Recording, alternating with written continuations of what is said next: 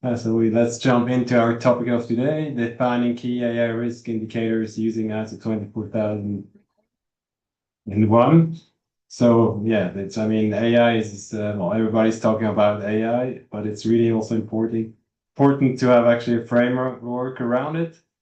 And today we're definitely also looking at the key risk indicators, in particular for AI. Maybe with some of you already are familiar with other ISO certifications or standards, where obviously risk management is always a big topic. ISO has also the standard 30,000 or 31,000 series, which is always important. Or if you are more into cybersecurity, that's 27,005 also talks about risk management.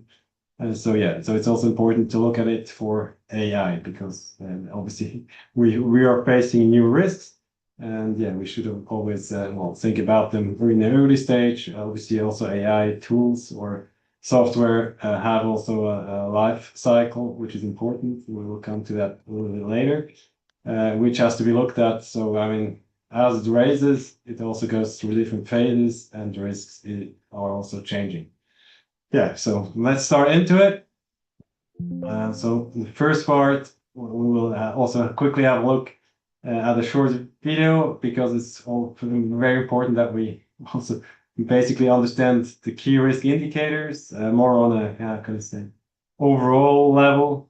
So this is not just looking at AI, but overall. So let's see what are actually key indicators for. Why do we need them? Well, I mean, as I said before, they are also used in other risk areas, and therefore we'll quickly jump into a video.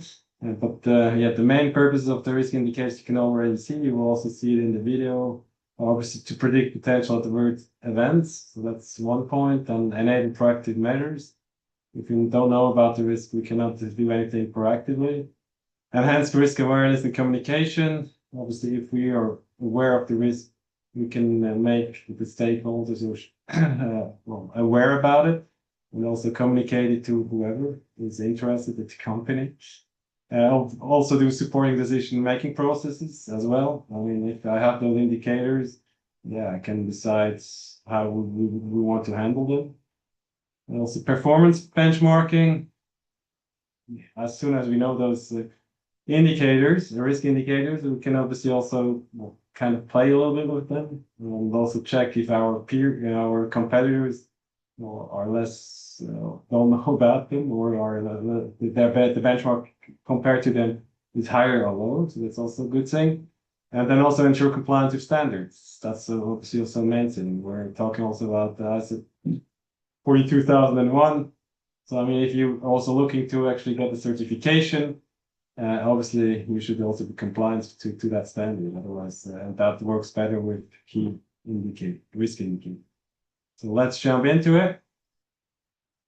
A key risk indicator, or KRI, is an analytical tool used in risk management to predict and quantify risk factors that could potentially impact operational success, financial stability, or strategic goals. Key risk indicators serve as an early warning system by predicting potential adverse events and enabling proactive measures to reduce the impact of risks. KRI also enhance risk awareness and communication across all organizational levels and support critical decision-making processes. They also play a crucial role in performance benchmarking and ensuring compliance with safety standards required by regulatory bodies. Examples of key risk indicators can be classified into different types based on the nature of the risk and the industry niche they belong to. Quantitative KRIs are typically used to monitor and quantify risks that can be expressed in financial terms or as statistical measures. Examples include debt-to-equity ratio, inventory turnover ratio, and network downtime. Qualitative KRIs often involve judgments and assessments that are not easily quantifiable and crucial for comprehensive risk management. This includes employee satisfaction levels and regulatory compliance status. On to niche-specific KRIs. Human resource KRIs are focused on risks within the workforce and labor management practices. Potential indicators include employee turnover rate and absenteeism rate. Financial KRIs, such as cash flow coverage ratio and gross profit margin, monitors an organization's financial health and stability. Operational KRIs like production downtime and safety incident rate monitor the efficiency of operations. Lastly, technological KRI account for risks associated with the use and management of technology. Examples include system availability and frequency of cyber attacks. By monitoring these KRIs, businesses can preemptively address risks, ensuring stability and safety in the workplace. Like and subscribe for more industry insights. Obviously, we're looking at technology risks here. Let's jump into the next thing. Yeah, so why AI risk management needs a new standard? How we said, I would also say, the new standard as we know it in 2001, which was established in 2023. Right, well, obviously, also has to have a risk part, as I said before, because the challenge is obviously of AI risk, because they're dynamic, systemic, and obviously also multiple stakeholders, which is a bit different also from traditional IT risks. So that's really the challenge, and also for their complexity, that's also a big thing. So if you don't do anything, governance, you will have failure in governance. You will be the algorithm could be biased. You have, let's say, outputs.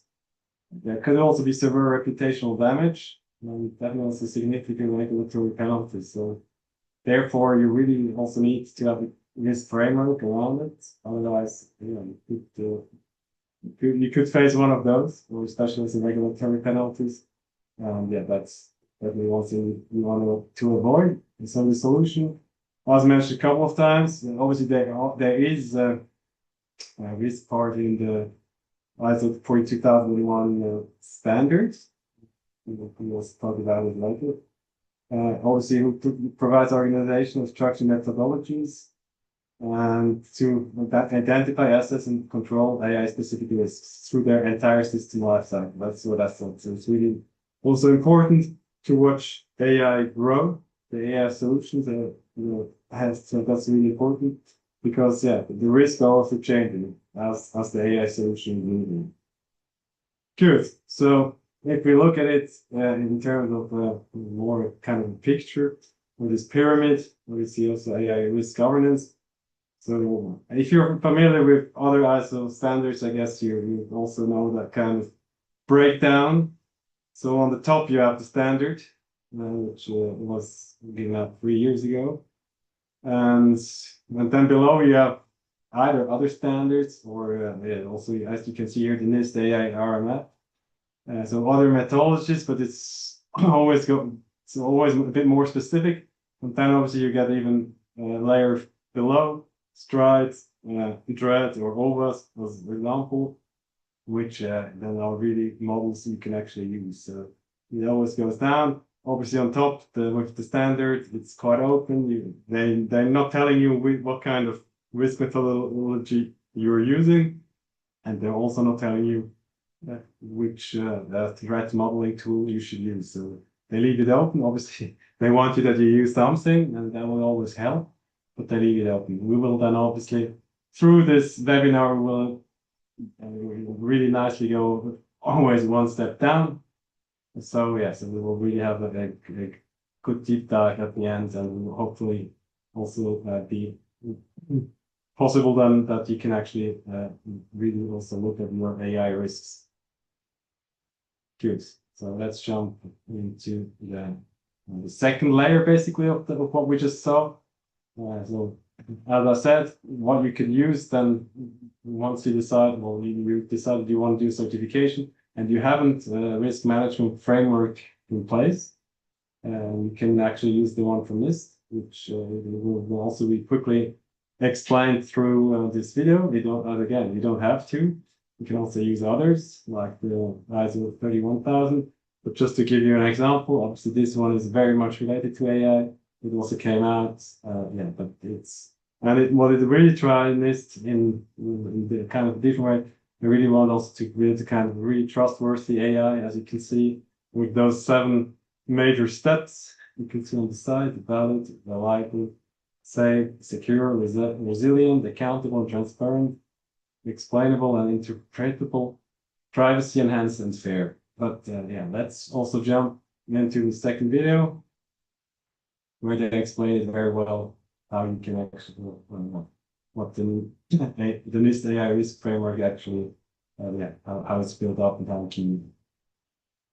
In this lesson, we'll explore the NIST AI Risk Management Framework, one of the most influential global tools for managing artificial intelligence responsibly. Developed under the U.S. National Artificial Intelligence Initiative Act of 2020, this framework provides a flexible, voluntary approach to managing AI risks while protecting human rights, supporting innovation, and strengthening trust in AI systems. Topics to discuss. We'll cover what is it and why it matters, the 7 characteristics of trustworthy AI, the 4 core risk management functions: govern, map, measure, and manage. Let's begin with the foundation. This framework defines risk as a combination of how likely an event is to happen and how severe its consequences could be. These consequences can include harm to individuals, organizations, or entire ecosystems. For example, harm to people might include discrimination or violations of privacy. For organizations, it can mean reputational damage or financial loss. For ecosystems, it could involve disruptions to global supply chains or environmental impacts. It emphasizes that responsible AI requires managing these risks throughout the entire system lifecycle, from design and development to deployment and decommissioning. Now let's examine what makes AI trustworthy. The framework defines 7 characteristics that together reduce risk and increase trust. First, valid and reliable systems perform accurately and consistently under expected and unexpected conditions. Second, they must be safe, meaning they don't pose unacceptable risks to human life, health, or the environment. Third, secure and resilient systems must withstand attacks, failures, and unexpected events while maintaining their core functions. Fourth, accountable and transparent systems provide clear lines of responsibility and share understandable information about how decisions are made. Fifth, explainable and interpretable systems help humans understand both how and why a decision was reached. Sixth, they must be privacy enhanced, protecting personal data through principles like anonymity and confidentiality. And finally, they must be fair, ensuring harmful bias is identified, mitigated, and managed across the entire life cycle. Now let's turn to the practical part, the core of this framework, which outlines 4 high-level functions: govern, map, measure, and manage. These form a continuous process that can be applied to any organization or use case. Govern is about building the foundation. It involves creating policies, defining roles, establishing accountability, and fostering a culture of safety and ethical responsibility. Governance also includes managing third-party risks and maintaining inventories of AI systems across the organization. Map is about understanding context. This means defining what the system is meant to do, who it affects, what laws apply, and what level of risk is acceptable. It includes identifying potential benefits and harms to people and society, and deciding whether a system should move forward to development or deployment. Measure is where organizations analyze and track AI risks. This includes applying appropriate metrics to evaluate safety, fairness, and performance, as well as conducting independent reviews. It also includes test, evaluation, verification, and validation processes, known as TEVV, to make sure the system behaves as intended. Finally, manage focuses on taking action. This involves prioritizing and addressing identified risks, preparing response plans, and continuously improving AI systems after deployment. It also means documenting residual risks, maximizing benefits, and ensuring there are clear human override mechanisms if something goes wrong. A key innovation of this framework is the use of profiles, customizable templates that adapt the framework to specific sectors or technologies. For example, The Generative AI Profile released in 2024 helps organizations address 12 unique risks of generative systems, such as misinformation, privacy breaches, and environmental impact. In summary, the NIST AI Risk Management Framework provides a flexible, rights-preserving foundation for building trustworthy AI. It helps organizations cultivate accountability, identify and mitigate risks, and continuously improve performance. Through its 7 trustworthiness characteristics and 4 core functions, the AIRMF has become a cornerstone for global AI governance, aligning innovation with responsibility. Here, great. Let's jump basically to the next layer. So we will have a quick look at the NIST RMF framework, which was obviously more US-based, nevertheless. So once you selected that, you should also go one layer below, as we saw it in the first picture.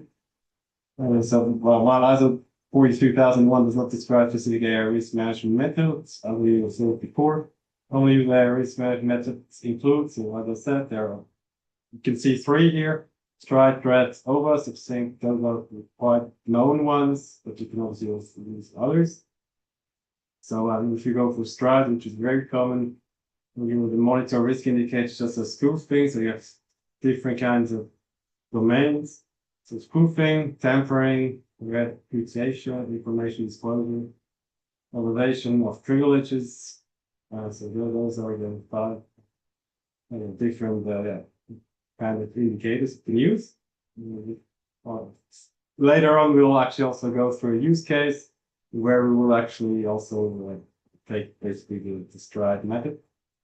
But nevertheless, you can also use DREAD, so it will then be an assess AI risk impact based on damage potential for D, reproducibility for R, exploitability, E, effective user rate, and discoverability D. So again, here there are just different, also 5 different kind of areas. And then if you want, you can also use OS. So the Open Worldwide Application Security Project Analytical Framework, which is obviously also good for the machine learning system, identifying vulnerabilities, threats, and risk factors. So these methods are most effective when used together and implemented by customized assessment criteria specific to your AIT system and organization context. That is right. Nevertheless, you should definitely start with one. I would not mix them up from scratch. So start with one. Once this is, you got to get what kind of feeling around it. We can actually also add others. So it's definitely not wrong. But I would start with one because this give your organization also kind of understand what can be one method and then go to the other. So from then on, you can also combine it. Maybe if you combine it, you will get better and better because it's more granular. And so you will get, I guess, also more kind of risks, from different angles as well. I think that's also a good thing. Okay. So yeah, we're not talking about STRIDE, as I said before. So we have these different kind of STRIDE categories. Yes, so let's give it a six one. So if I take the first one, spoofing, as an example, fake identity uses the AI system to generate phishing emails or misinformation. And then obviously you also have to figure out, as I said before, what kind of life cycle stage will that actually be a risk. So here in inception, and then obviously you also have to give it a risk type and security. For that, obviously, you can use any kind of tool, starting with an Excel spreadsheet, up to using DREAD, Event, all these kinds of fancy tools if you want to. And obviously, if your company already has something, and rather try to integrate it into one you already have. As I said, if you want to start, you can obviously also use an Excel spreadsheet. And then tampering. One is just prompt injection or API injection, alters the model behavior or bypass filters. Yeah, that would then be in the lifecycle stage design development. And yeah, the risk level obviously would be an integrity because bypasses filters if you change any kind of data. Repudiation uses deny prompt activity or content creation if there is no login. That will obviously be in the lifecycle stage verification and validation. And here we're talking about accountability and the risk. For information disclosure, the example would be sensitive internal data accidentally learned and reproduced by a LLM. So that would be operation monitoring and life cycle, and the risk type is that won't be privacy and security. For denial of service, the example would be bad actors overload the AI endpoint with prompt spam configuring service. So that would be in the deployment life cycle, and obviously that was heavily affect the availability system. Then the last one, evaluation of privileges and internal user modify system prompts or updates to override content filters. It would be the life cycle, the re-evaluation on the risk type, ethics, and access control. So just to give you a picture, I mean, we're always talking about a lot of categories, but yeah, I think a good overview to all the easy example, specific obviously also for AI, to figure out, yeah, well, what is the threat, and where, in what kind of life cycle stage is it, and obviously what is the risk type, which is important to go on and to have it obviously on paper. So yeah, so well, as I said, it's really important also to look at the life cycle in particular, because as we said, for each stage you have different kind of risks. So if we look at the first one, inception, define AI purpose, stakeholder needs, and as feasible risks. So that's in the first one, and then once it goes to the design and development stage, you will address data quality, algorithmic bias, transparency requirements, and model architecture risks. So that's in that bucket.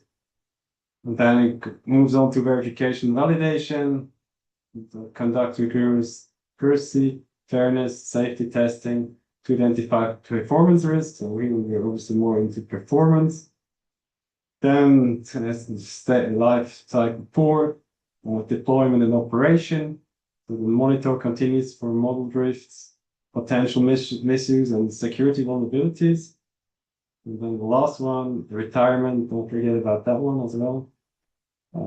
Manage data retention applications and secure decommissioning procedures. So, as you can see, different buckets, different risks, really important also to know where is our AI solution, and what kind of life cycle, where are the risks.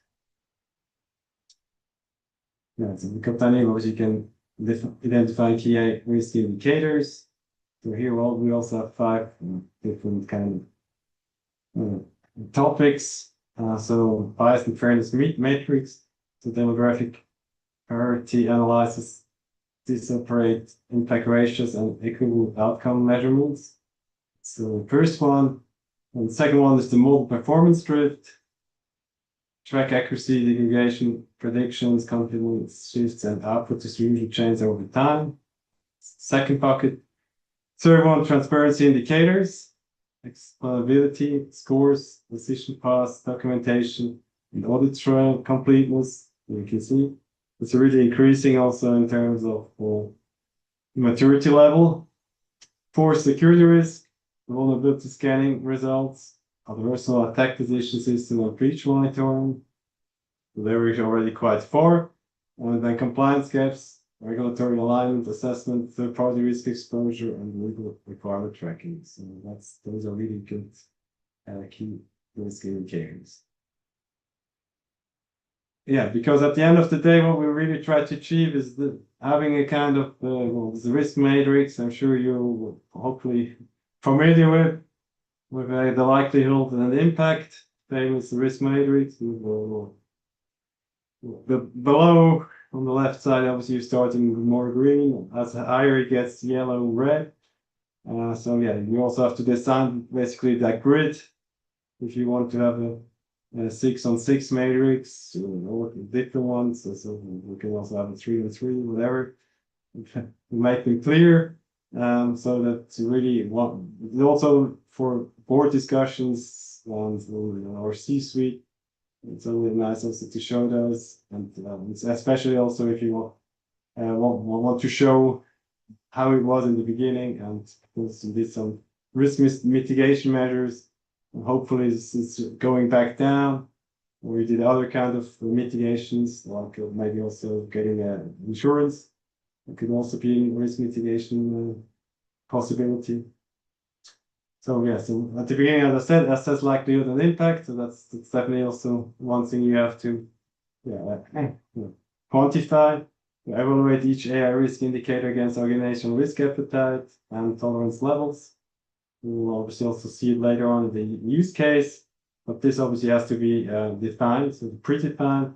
Obviously, the organizational risk appetite, that's something you have to obviously also talk to the board and know basically what they're confident with and what they definitely have to mitigate. And conduct AI impact assessment. Obviously, that's also a good thing to do for all your AI systems. You deploy AIs for high impact use cases to evaluate sociality, ethical, and legal implications. Because you definitely want to know for each AI system how well is it governed, what are the risks, and maybe how can we also mitigate them with a quick fix or on long term.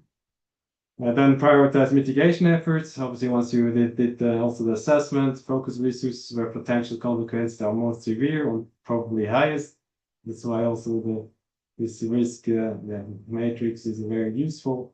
Obviously, you start with the high red ones, and then obviously make your way further down. Don't forget also about the medium and low ones, but obviously they have more time or are not that high prioritization. Curious. Obviously, once this all is set up, you don't forget also about the controls and monitoring part. So the risk also have to be monitored. There's also an operational control, deploy various mitigation techniques, establish robust testing protocols. It's also important, and implement stringent access control through AI systems. And then, as I said, continuous monitoring, similar to other cybersecurity risks. Track KRs in real time through integrated dashboards, automated alerts for threshold breaches and other vulnerabilities. Hopefully, you already have something similar for your cybersecurity risks, and hopefully you can just modify basically that dashboard, and you can use basically the same system if possible. If not, you have to either build your own for AI, or as I said, in the minimum, definitely also use the Excel sheet, and then obviously do regular reviews. Once defined, that's one thing, but then you also have to check those kind of risks. Obviously, then you have to update also the risk management framework. So yeah, you obviously also have lessons learned that you all go into it. Good. Yeah, then also one thing is always the whole visual thing. So as I said before, if possible, use dashboards which are already there. And as I said, mainly for cybersecurity, possible build them into them. If you're using cloud solutions, normally they're quite well integrated. So that's a good thing. So yeah, but it's just, well, depending obviously to who you speak, you can obviously use those dashboards for your presentations or directly show them online. Gives always a good kind of also feeling to the board or the C-level, if they can also obviously see. And you can also see here, the AI life cycles changes are important because they're changing. But that's one thing, show the pathways, and also, as I said, use real-time dashboards to show where you are at the moment and what you did, and maybe also the changes in the past. How well you actually went forward, or maybe a new risk came up and got a new peak, but then you can explain it in a better way. Good. Yeah. Well, now we talked a lot in theory how these structures are basically done under the ISO 42001 standard, but let's jump into a use case. So here we have AI-driven monitoring AI risk indicators. So basically here we have a multinational organization which reduces AI-based incidents by 40% within 12 months, following ISO 42001 adaptation, whilst simulators improving stakeholders across the regulatory compliance scores. So yeah, if you really want to do that, reduce the bias incidents by 40%, yeah, you definitely need something to show tangible over the year, because otherwise it will be hard to look what you want to look at, and just to tell everybody what the incidents went down with no evidence, that will be hard. So yeah, so don't forget about the business objectives. Early detection of AI-related risk. It's the one thing. Evidence-based AI governance and decision making. Demonstrate compliance with the standard, as said before, and increase trust, transparency, and accountability. Those should still be the objective. The risk category here obviously covered. You can see 7. So we will try to go through them just as the baseline. Governance and accountability, data and privacy, model performance and robustness, bias, fairness and ethics, security and misuse, legal and regulatory compliance, operational life cycle risks. So that company decided to take those risk categories. As said, you can also use Stride or Dread, whatever. They came up with that one. And so obviously, yeah, not just talking always theoretical, we're also giving here a really nice example. So as I said, first domain, governance and accountability. So here we have different key AI risk indicators. So for the AI system without assigned owner, that will obviously be more risk. You can also see here the description, percentage of AI system lacking a named accountable owner, which is not good. Therefore, for that risk, you have to basically create this threshold defined by the risk appetite of the company. So here we have a 0% triggers action. So that would be basically the trigger. Or if I take the second one, missing AI risk assessment, AI system without documented risk assessment. Also here, threshold 5%. For overdue model reviews, models exceeding the defined review cycle.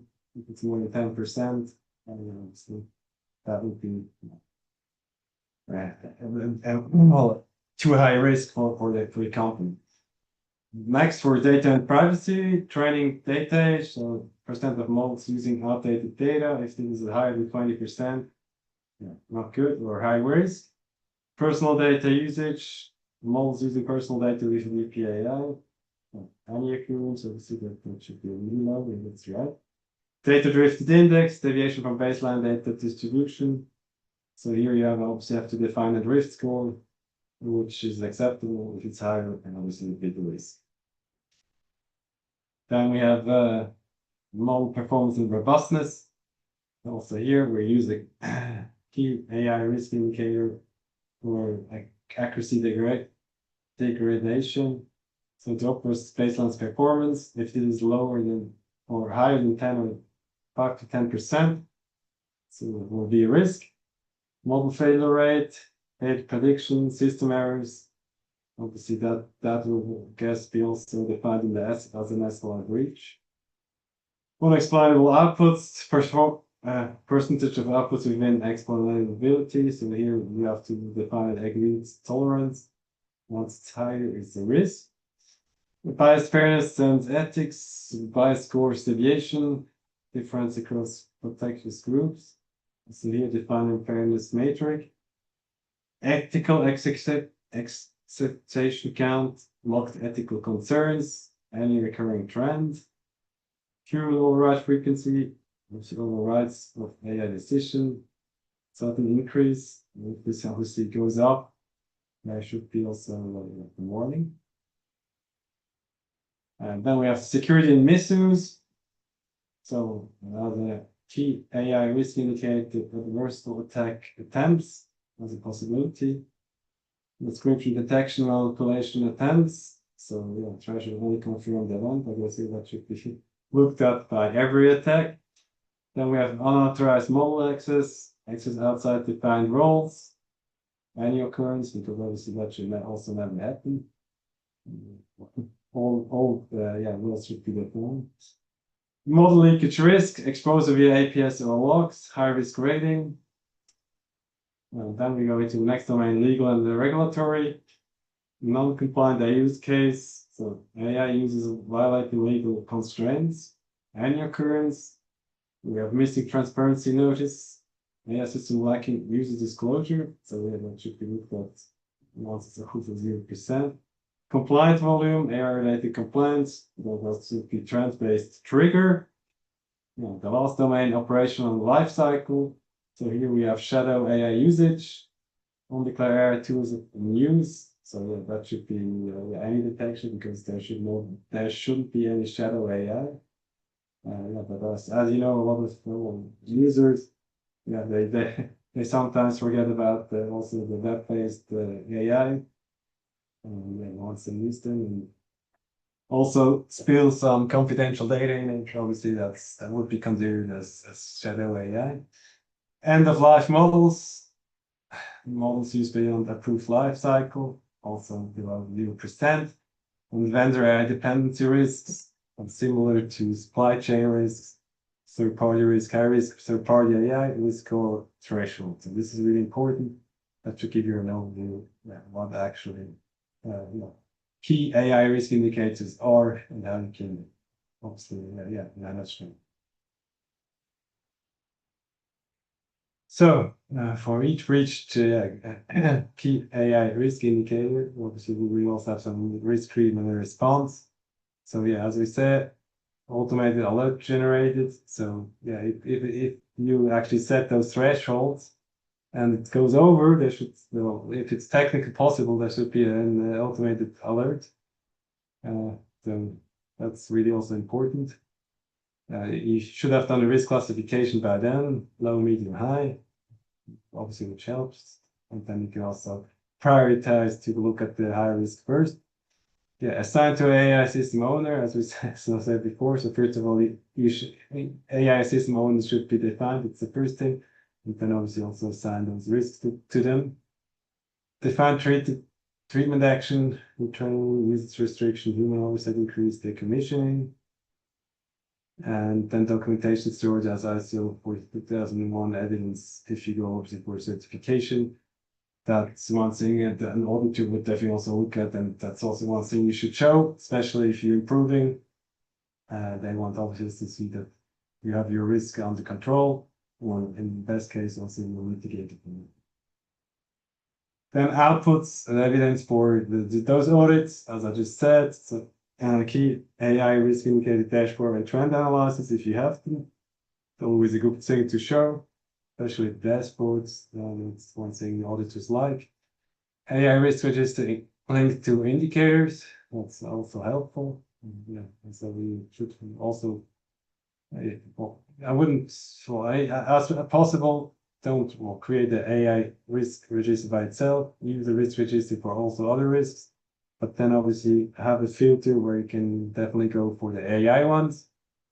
So then you have everything nicely together. And then manage review reports, incidents and correction action logs as output and continuous improvement records. That's also a good thing. Good, that brings me already to an end. So embedding trust and accountable in AI. So actionable framework, it's also good. So as 42,001 transforms AI risk from abstract concept into measurable actionable indicators. So as we saw before, I would go, as soon as you have actually the standard, go for a risk framework, and then go to threat modeling. So as we saw it on one of the first pictures, and you're really through the whole process. Responsible innovation enables organizations to innovate confidentially whilst meeting the evolving regulatory landscapes. So that's important. And then obviously also one thing you should not forget is obviously stakeholder trust. If you can obviously show that your AI risks are under control, stakeholders only have more trust in it. essential adaptation for building a lost trusting future-proof AI governance. So yeah, that's also important. Obviously, risk is one thing, but you have to also govern yeah, the risk, obviously, but also the whole AI. So adapting out of 2001 is no longer optional. It's strategically imperative for organization committed to ethical compliance and sustainable AI development. Yeah, well, I mean, similar like for cybersecurity, I would say ISO 27001. I would also not say it's not longer optional, but even if you don't go for a certification, try to adapt to a framework. Yeah, try to follow the go through. As I said, it's always helpful. Gives you a clear line also. And yeah, even if you want to go for a certification later on, you're already ready. And as I said, it gives trust to the stakeholders, and yeah, go from there. And for that, those key risk indicators are definitely helpful. So therefore, I really hope this session was useful for you. And yeah, I'll be able to announce. And thank you for your attention. Thank you so much, Alexandre. That was definitely insightful session. And now we are opening up the question and answer. So if you have any questions, you can drop them in the chat box. I guess someone wrote to you that can you share the NIST AI framework video that you just played? Do you have a link to it? To the presentation? No, to the video that you played while you were presenting. I have it. Well, let me see. You want it directly now? Or? Which one was it? The first one or second one? Najib, if you could tell us, like, if you were talking about the both, he's saying both.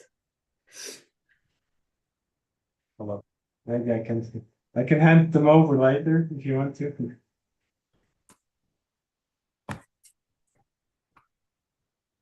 You want them now, or should I give them later? What is it?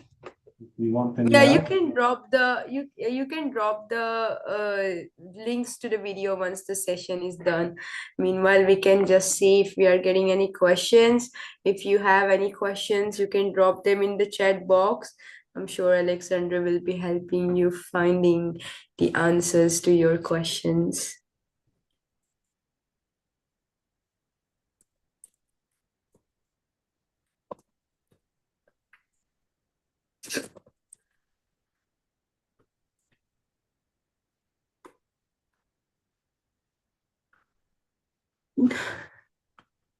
Do we get CPE certificates for this?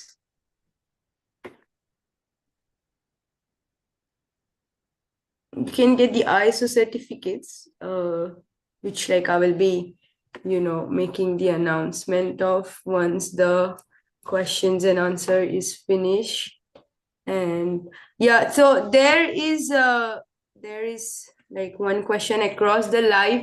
How can organizations avoid duplication of controls while implementing 42001 alongside current security? Well, I mean, duplications, because I mean, there are a couple of also standards where you have similar, how can I say, parts. As I said, risk management, you have normally in every ISO framework. So, well, I wouldn't go that far as it's duplication. Normally, you just have to prioritize them, separate them basically if possible, as I said, also for in any kind of risk register you have. You can have listed technical ones, obviously AI ones, and non-technical ones. But yeah, well, I'm always fans, and I mean all the auditors I use so far. I don't reinvent the wheel each time, so use what you have just to make it bigger. For that specific kind of topic. So yeah, that normally works. So you'll go from there definitely. So you don't. I think you can read, and then normally what is good if you already have one standard in place, you build on top of it. So as I said, if you already have, let's say, ISO 27001, that's already a good foundation. and then go on. And next time you just adapt it, so to say, use so same tools if possible, but in a specific way where you can also show the auditor obviously very specific what he wants to see for the AI control. Thank you so much for that answer, Alexandre. And Amruta says here, please share all the controls checklist if you have for ISO 42001. Well, there you go.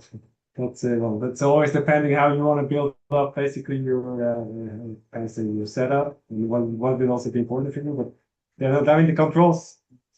Normally you have them written in the standard. Then it depends obviously on how it's similar to other standards. What exactly your company is doing, because let's say going back again to the ISO 27001. If you don't develop software, the whole development part, you can actually skip. It's hard to say which kind of controls you want, but they're less than 42,000. Have less controls than 27,000. So I think that you will definitely find them in the standard. Thank you so much, Amruta. I'm sure like you understood and comprehended what Alexandra had to offer. And there is another question that I see in the live. It says, in your experience, what mistakes do organizations commonly make during their first ISO 42001 implementation? I would say what is mostly seen are in this life cycle, because it's so new. Normally, people or companies just to focus on implementing, developing. That's it, and they forget about also the whole retirement of a system. Because at one age, I mean, ChatGPT, we all know it started with 3 or 3.5 at least for public, and it went up. So don't forget about that. It's also moving. It's growing. And then what are you doing with that created content? Because some of it maybe is not. It doesn't work with the newer system, or that's also one thing you should consider. And so I would say they have to adapt then a couple of things later because they forget about the whole life cycle. And if you really build up your through the whole life cycle and you don't forget any part, then it will be easier also in future to go forward. And that could also for some companies that obviously later on that could also bring in more effort in. They have to put more effort in, more money, I guess, and maybe also rebuild their governance structure. Thank you so much for that answer. If you have any more questions, we are willing to take them. And I'm also sharing Alexandra's LinkedIn in the chat box. So make sure that you are connecting with him. And if you have any questions in the future or would like to make any sort of suggestions or have discussion with Alexandra, he would be happy to help you out. And let's see if we're getting any more questions.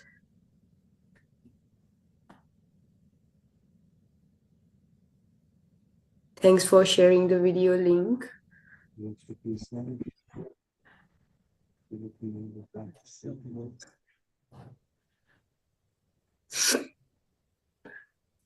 Okay, Alexander, so I guess these were all the questions that we had for today.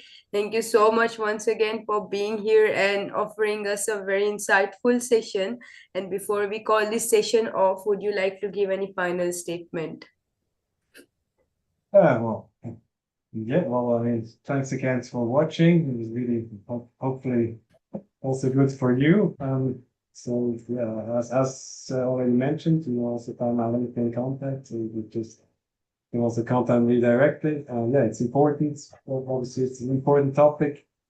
These key risk indicators, as all kind of indicators, it really helps you also go through. If you have to talk to your C-level or the board, at least it helps me. So also we'll spend some time also to set up a nice threshold around them and bring them into your company and hopefully that will bring you forward and you can obviously manage your AI risk in a better way. Thank you so much, Alexandre. And just so you all know, he will be joining us again in one of the sessions in February. So keep an eye out, because I'm sure even in that topic, you all will be learning something new, and yes, something with that includes a lot of like good information. Thank you so much once again, Alexandre. And yes, I have a couple of announcements to make. Uh, oh, I guess we're getting one. What are the key indicators, importance, and types? Okay, you shared the video. Okay, never mind. So for the next week, we will be having Kalpana Singh. She will be giving us insightful session on protecting sensitive data using ISO 27001 controls. It will be starting 8:30 a.m. CST and 10:30 p.m. LGT. So make sure you're all are joining the next week's series as well. And along with that, we will be having learning and development series going on for the next week, followed with the AI series. So if it's something that interests you, you don't want to miss out on this one, because it will be offering a lot of information on AI and the current word on it. And if you would like to opt for certification, you can get a 20% discount. All you have to do is visit gsdccouncil.org and you can find more information there. And I'm also sharing more information over the chat box. And GSDC has recently launched a utility tool that helps you strengthen your professional presence, validate what you know, and open doors to the global opportunities. So if you would like to be a part of utility tool, you are getting it for 100% free, and it's exclusively for all the attendees that have attended today's webinar. All you have to do is use the code AUG100. And a special thanks to Astik Saxena, Bandi Hemant, Rakesh Ranjan, our referral champions. They have been helping us to, like spread the word about this series among their colleagues and communities.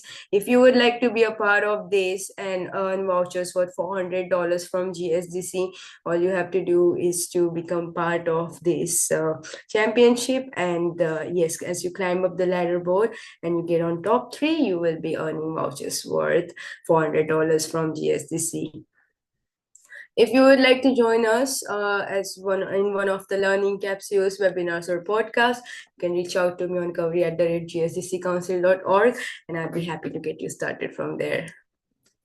And if you could also follow us on LinkedIn, and yes, visit our website if you would like to join the exclusive WhatsApp group, which keeps you updated about all events that are aligned for rest of the year.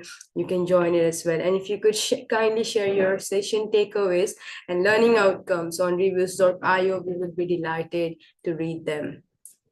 With this, we're coming to an end for today's session. I will be seeing you all in the next one. Till then, keep growing and keep learning. Good day and good night. Thank you so much once again, Alexandre.